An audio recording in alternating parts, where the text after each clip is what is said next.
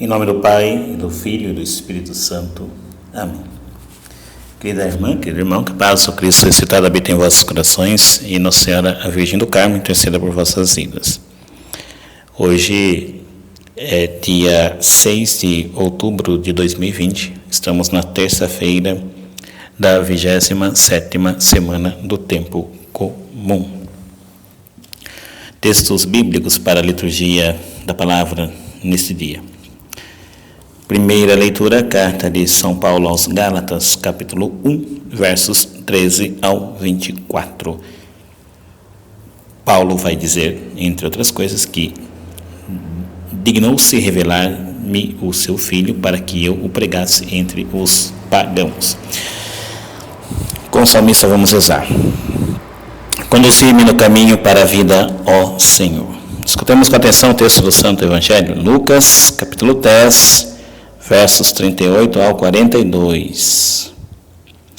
Naquele tempo, Jesus entrou num povoado e certa mulher, de nome Marta, recebeu-o em sua casa.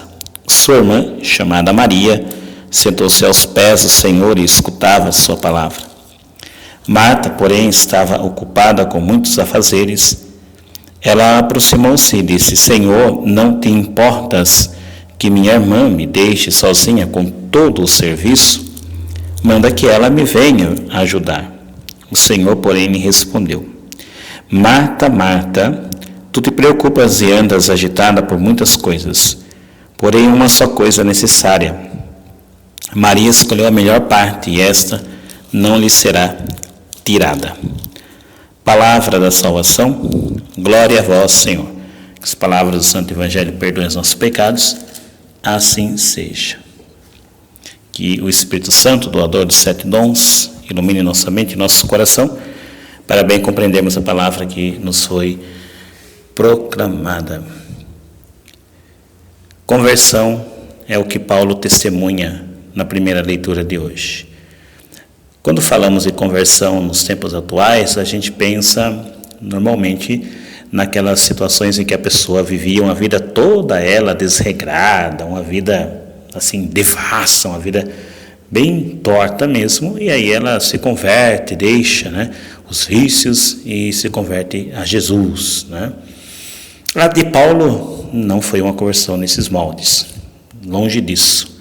A gente pode afirmar, e sem medo de errar, que Paulo não era um homem cheio de vícios. Pelo contrário, ele era um homem muito virtuoso, buscava de maneira muito clara e intensa viver a fé que ele professava. Ele era um judeu e, como tal, tentava ser plenamente vivendo a lei conforme era o costume. A conversão, mas o grande pecado de Paulo, narrado por ele mesmo, é que ele perseguia os cristãos. E perseguindo os cristãos, ele perseguia a Jesus. Porque Paulo não acreditava que Jesus fosse a realização das esperanças e das promessas do seu povo. Por isso via aquela, entre aspas, seita de seguidores do Nazareno como uma ameaça para a religião verdadeira. Por isso perseguia. Então é o grande pecado de Paulo, perseguir Jesus Cristo. Por isso que ele testemunha nesse texto de Gálatas, um texto muito maravilhoso, cheio de dados que Paulo dá sobre sua conversão, as etapas que ele foi seguindo, e testemunha que se tornou de perseguidor, aquele que queria destruir a fé em Jesus, agora é o que anuncia essa fé para que o nome de Jesus se torne conhecido. E todos, termina o texto da primeira leitura dizendo que todos glorificavam a Deus por causa dessa conversão de Paulo. Nossa conversão renda frutos também de louvor na vida de tantas pessoas. Sejamos nós destemidos pregadores do Evangelho, a exemplo do grande apóstolo das nações, São Paulo de Tarso. Quer receber Jesus na sua casa? Hoje o texto do Evangelho traz essa passagem tão conhecida, de Jesus que visita a casa de Marta e Maria e Lázaro. Embora Lázaro não seja citado aqui nessa passagem de hoje, sabemos que ele fazia parte dessa família, por outras passagens bíblicas. Então, o que acontece aqui? Nós temos Jesus visitando uma família, provavelmente chega na casa muito cansado, fatigado da viagem, né, dos passos, dos caminhos percorridos, e Marta se apressa a dar a melhor acolhida possível para o seu amigo que está em sua casa. Então já vai para a lida, para as tarefas, para os afazeres, a ponto de acolher de maneira muito digna sua visita, o seu amigo que está ali, o Senhor. Maria, a outra irmã, toma uma postura diferente. Ela, ao invés de ajudar Marta nas tarefas, e essa é a queixa de Marta para Jesus, que a sua irmã a deixa sozinha com as tarefas, enquanto ela está ali ralando, trabalhando, a irmã está de boas nos pés de Jesus, só escutando o mestre. Então Maria faz a escolha de escutar Jesus, de dar atenção àquele hóspede, e fica diante do Senhor, aprendendo e ouvindo dele. O que a gente aprende aqui? Muitas coisas a gente poderia dizer, é um texto riquíssimo.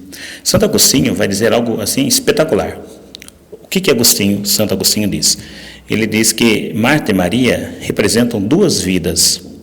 Marta, a vida terrena.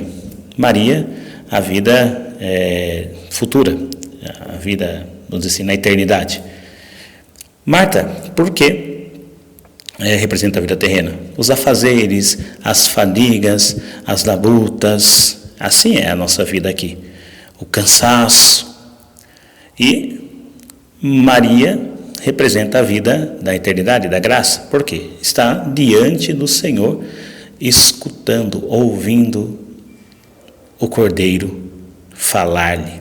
E essas palavras não lhe serão tiradas, que é a contemplação quando a gente vai ter no céu, de vermos Deus face a face como Ele é. É uma interpretação maravilhosa de Santo Agostinho, né, sobre isso, sobre essa passagem. Que coisa linda. Que nós sejamos aqueles que acolhem Jesus em nossa vida. Mais do que acolher Jesus na nossa casa, é preciso que a gente o acolha em nosso coração. E acolher Jesus no nosso aposento é pedir que Ele faça também morada no nosso coração, na nossa casa interior. E isso é, que Ele habite em nossa mente e nosso coração. Todo o nosso ser seja preenchido, seja pleno da presença de Jesus. Agora a gente faz uma leitura na prática. Vimos uma reflexão de Agostinho espiritual, já numa visão escatológica, numa visão de final dos tempos, né, quando tudo se concretizar. Mas agora vamos olhar para uma prática, para a prática nossa do dia a dia. Como que eu acolho Jesus na minha casa? Não basta somente colocá-lo dentro do meu lar, é preciso colocá-lo na minha vida. Se pergunte você, o que você está acolhendo na sua casa? Agrada a Jesus?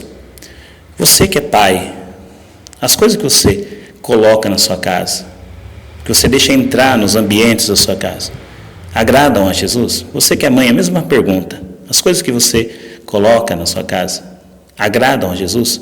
Você que é jovem, adolescente, criança, as coisas que você traz para sua casa, as festas que você organiza na sua casa, agradam a Jesus? Se não agrada a Jesus, é importante a gente repensar. Se a gente não consegue fazer caber na mesma casa Jesus e essas coisas que a gente procura levar para dentro da casa, então quer dizer que Jesus não é bem aceito ali. Como que eu sei se essas coisas agradam ou não a Jesus? A partir do momento que eu faço como Maria, me coloco aos pés dele, ouço a sua mensagem, ou seja, recebo a sua palavra e sei o que Ele deseja, o que Ele espera de mim. Que a visita de Jesus em nossas casas, em nossas vidas, nos transforme, nos faça homens e mulheres novos. O Senhor nos abençoe, nos livre do mal, nos conduz à vida eterna. Amém. Em nome do Pai, do Filho e do Espírito Santo. Amém. Louvado seja o nosso Senhor Jesus Cristo, por sempre seja louvado.